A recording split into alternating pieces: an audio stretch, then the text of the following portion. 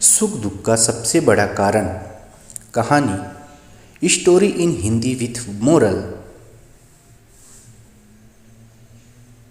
एक आदमी ने अपने जीवन पर पाई पाई इकट्ठा करके एक बंगले की तरह आलीशान घर बनाया। इस घर पर उस आदमी को बहुत ज़्यादा मोह था। वह घर की जी जान से देखभाल करता था। छोटी मोटी प्रॉब्लम आए तो उसे तुरंत दुरुस्त करता था। कई बार लोगों ने उसे उस घर को बेचने की सलाह दी थी। बहुत लोगों ने उसे बहुत अच्छी कीमत पर उस घर को मांगा भी था। उसका खुद का बेटा भी अच्छी कीमत मिलने से उस घर को बेचने के लिए तैयार था, लेकिन वो आदमी कभी भी उस घर को छोड़ने के लिए तैयार नहीं था।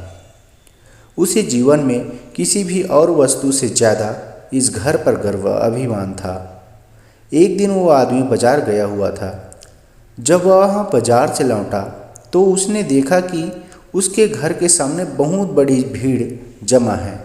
वह दौड़ते हुए आया तो उसे बहुत बड़ा आघात लगा, क्योंकि उसके घर में आग लग चुकी थी।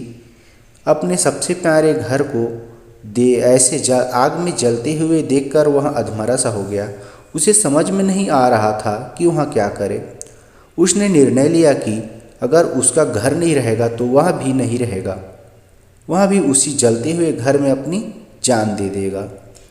अपने दुख में जब वो आदमी जलते हुए घर में जाकर अपनी जान देने गया, तब वहाँ तमाशा देख रहे लोगों में से एक ने उसे रोक लिया और उसे कहा कि क्यों बेवजह अपनी जान देना चाहते हो, क्योंकि अब यहाँ घर तुम्हारा नहीं है।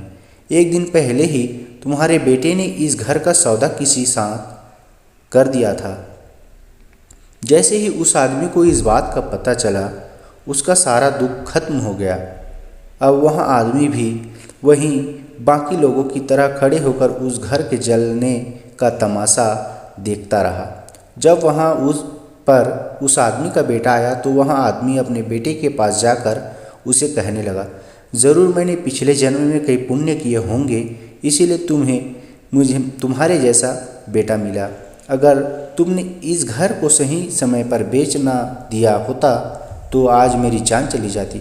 तुमने इस घर को सही समय पर बेचकर मेरी जान बचा ली बेटा। बाप की बातें सुनकर बेटे का मुंह उतर गया। उसने बड़े दुख के साथ कहा कि पापा, मैं इस घर का सौदा करने के लिए ज़रूर गया था, लेकिन अभी इस घर का सौदा पक्का नहीं हुआ था। यह सुनते ही आदमी का दिल फिर से बैठ गया। वह अपना सर और छाती पीट पीट कर रोने लगा और कहने लगा कि मैं बर्बाद हो गया। पहले किसी और का घर जल गया यह जानकर जो उसे खुशी हुई थी, अब वह उसका घर है यह जानकर दुख में बदल गई।